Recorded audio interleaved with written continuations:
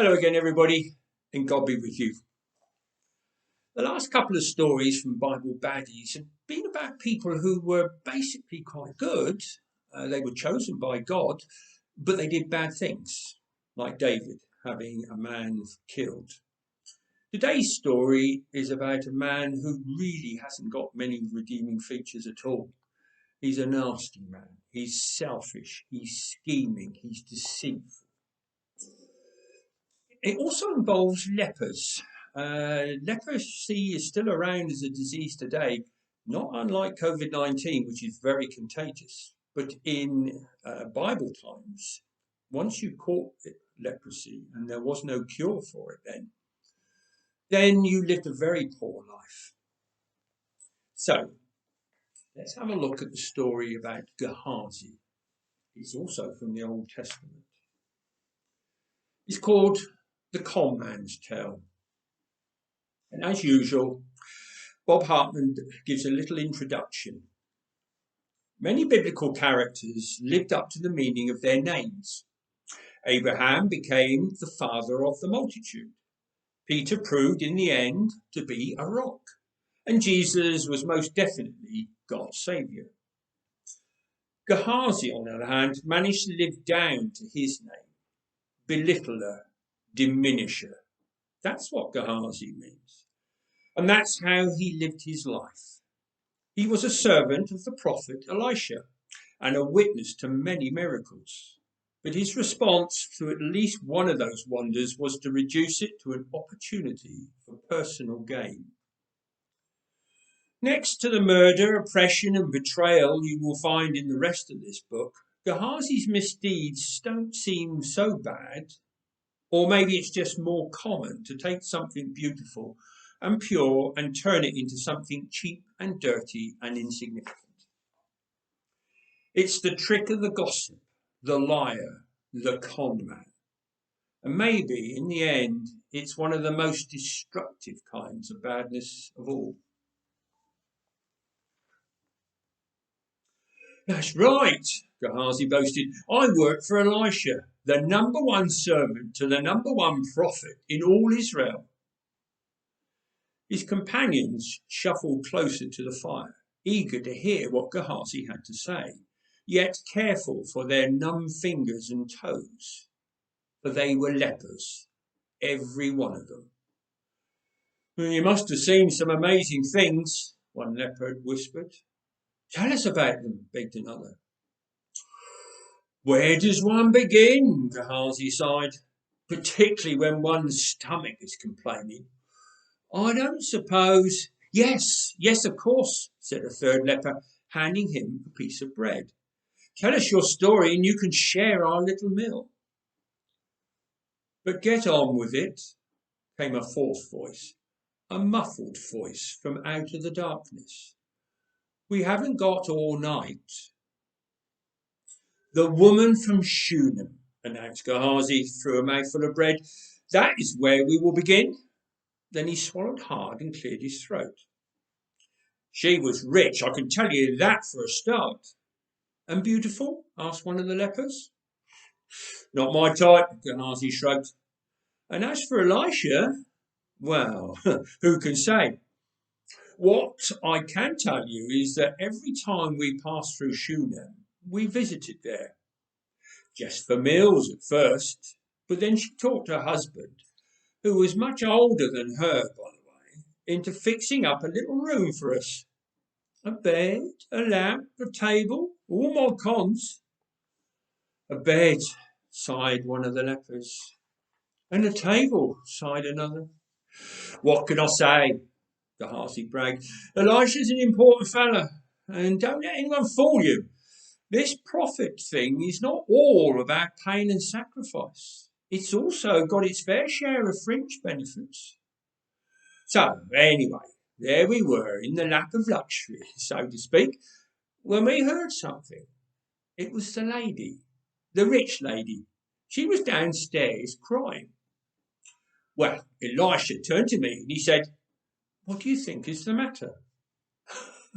Some prophet, eh? Asking me, Gehazi sniggered. Anyway, I said the first thing that came into my head. Her husband was old. She had no children. Maybe that was the problem. Elisha nodded and thought about this for a minute. Then he told me to go and fetch her.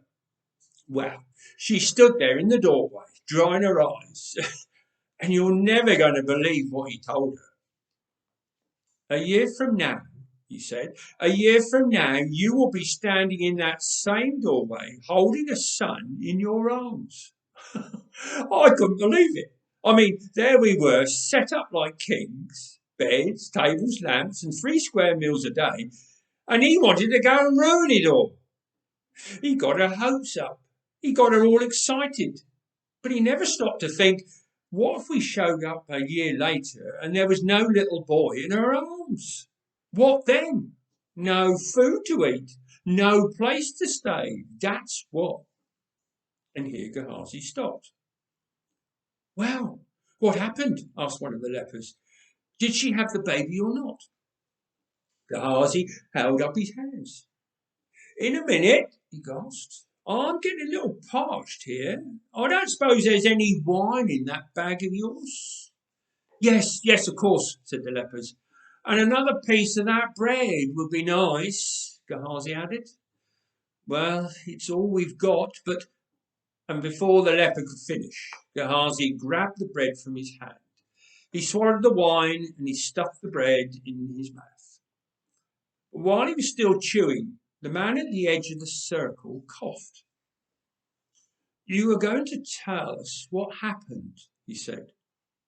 Gehazi nodded, chewed some more, and then after one last large swallow, he answered. She had the child, simple as that. So it was a miracle, marvelled one of the lepers. Well, if you say so, Gehazi shrugged. Or maybe it was just a happy coincidence. Who knows? And then the fire caught a gleam, a nasty gleam, in Gehazi's eye. Or maybe, he suggested, just maybe, and then he stopped himself. No, I'd better not. Tell us, please, the leper shouted. What do you think really happened? Well, Gehazi leaned forward and whispered, I have no proof of this. It's all circumstantial. But Elisha would often send me off on long errands, and that meant, of course, that he was alone with the woman in the house. The lepers gasped. You don't mean? Anything's possible, Gehazi grinned. The lepers nudged and sniggered and poked at one another. They'd never heard anything like this before. Tell us more, they begged. Yes, came the voice from the darkness, quieter now and more intense. Tell us more. Well, I'll have to have another drink, Gehazi began as he grabbed for the wine and nearly finished it. Then he thought for a moment and said, the son. Why don't I tell you about the woman's son? It was years later. The boy was old enough to go and help the workers in the fields. Well, one day he started complaining about headaches. My head, he shouted, and he wouldn't stop. So one of the servants took him home, and later that day he died. The poor boy, moaned one of the lepers, and the poor mother too, moaned another. Can I go on? Asked Gehazi, annoyed at the interruption. Now, we didn't know anything about this. We were up on Mount Carmel at the time, when Elisha saw the boy's mother galloping towards us on one of her donkeys. She was riding him for all he was worth. It was obvious that something was wrong. I mean, rich ladies don't usually go tearing around on the backs of donkeys. So Elisha sent me down to see what she wanted. How are you? I asked. How's your husband? How's the little boy? Well, she mumbled something about everything being fine, but I knew it wasn't, of course, because she rode right past me as if I wasn't even there and headed straight for Elisha. I ran after her, and it was a good thing, because as soon as she got to the top, she jumped off the donkey and went for Elisha. Well, I grabbed her and pulled her away. It was lucky for him I was there. But then, well, you know how it is with these prophets. He did the strangest thing. He told me to let go of her. There's something wrong here, he said. No kidding, I thought. But then he admitted that God hadn't told him what it was yet. Well, she told him, and you didn't have to be a prophet to understand it. You lied to me, she screamed. You deceived me. You promised me a son, and now your God has taken him away. Then the whole story came pouring out, and in the middle of the weeping and the wailing, Elisha handed me his staff. Go to the boy, he ordered. Don't stop to say hello to anybody, and if anybody says hello to you, walk right past him. Go to the boy and lay my staff on his face. Now. Gehazi grimaced. Oh, he could be pushy like that sometimes. Anyway, I went, and even though I'm sure I offended a friend or two, I didn't stop to talk to anyone. I went straight to the house and into the child's room, and he was just lying there. Dead? Asked one of the lepers. Well, I guess so, Gehazi answered. I mean, I'd never seen a dead person before. He could have been sleeping for all I knew. But I did what Elisha told me. I laid the staff on his face. And then what? Begged another leper. Nothing, said Gehazi. Well, what do you expect? It's not as if the staff was magical or anything. It was just a big walking stick. So what did Elisha do? Asked a third leper. Well, I'm getting to that, Gehazi assured him. But first I think I need another drink. There are only a couple of drops left, one of the lepers began. That'll do, said Gehazi. And then he continued. Elisha showed up a little while. The boy's mother was with him. She was pretty hysterical, and she said she wouldn't leave until he did something. So Elisha went into the boy's room and shut the door. He told me later that he prayed. Then he laid himself on top of the boy, eye to eye, mouth to mouth, hand to hand, until the boy's skin started to get warm. Then he walked around the room for a while. Finally, he lay close to the boy again, and that's when we heard the sneeze. The sneeze? Asked one of the lepers. Well, 7 sneezes, actually. That's when we knew the boy was alive. Another miracle, exclaimed the lepers. And again, Gehazi just shrugged. Maybe I was right the first time. Maybe he was just sleeping or dazed or something. And maybe the weight of the prophet started to smother him, and he choked, and that's what woke him up. That would explain the sneezing for sure. The voice from the darkness, the muffled voice, called out again. So what you're saying is that this Elisha never really performed any miracles at all, that he's some kind of phony. Your words, not mine, Gehazi grinned. And then he added, just a little nervously, why don't you come closer to the fire and join us, neighbour? It's warmer here and there's plenty to eat. No, I'm comfortable where I am, the voice called back. I'm afraid my features would frighten you. And besides, it looks like you've already gobbled everything up. I was wondering, though, could you tell us the story of Naaman? Naaman the leper. A leper? Oh, yes, everyone else chimed in. Naaman, mumbled Gehazi, more nervous still. Oh, I don't think I remember that one. A coin, a single silver coin, flew out of the darkness, catching the firelight as it flipped and spun and landed at Gehazi's feet. Perhaps this will remind you, the voice called out. And there is another in my bag when you've finished.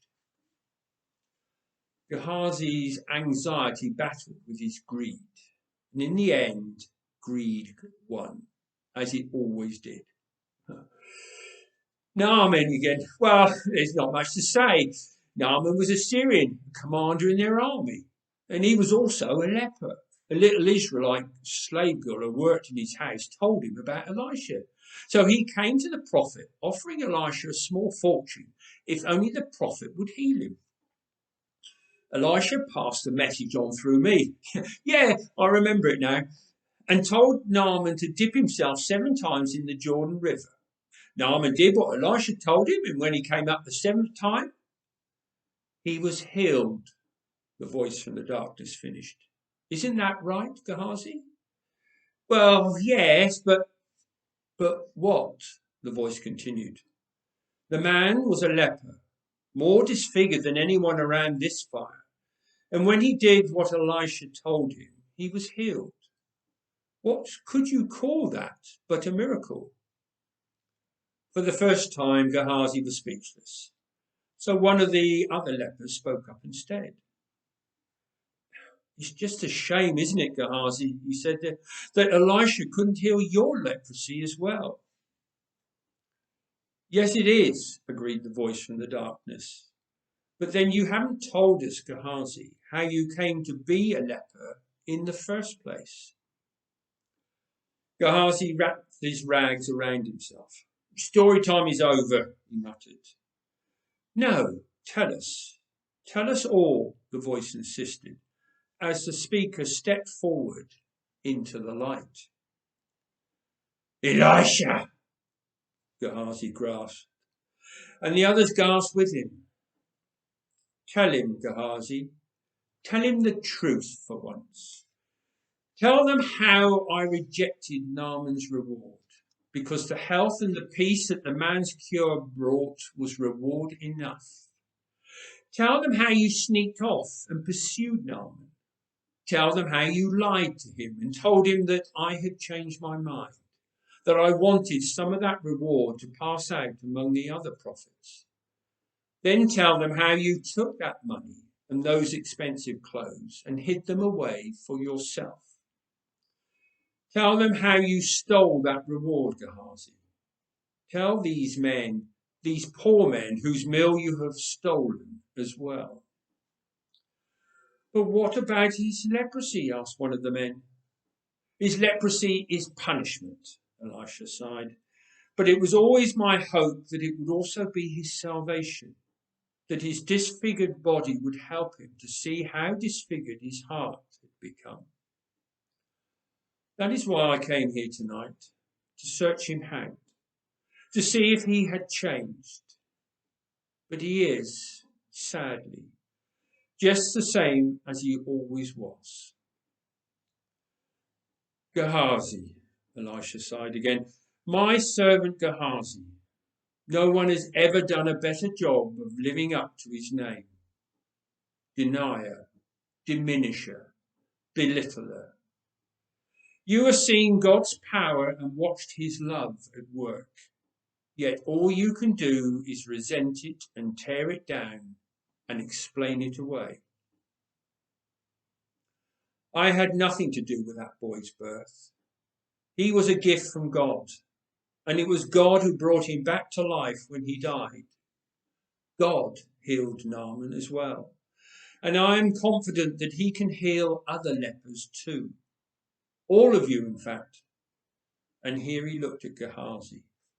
If you will only turn to him and trust him.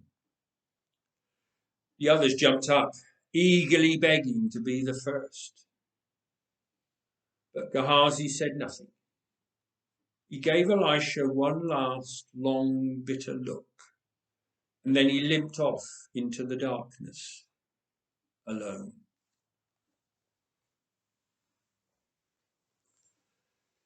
So even after everything, Elisha was still giving Gehazi a chance to change his heart, recognize that everything came from God and that he shouldn't be selfish, self-centered and greedy. But as Bob Hartman tells in the story, Gehazi didn't change his mind. That's this week's story. There'll be another one next week. God bless you all.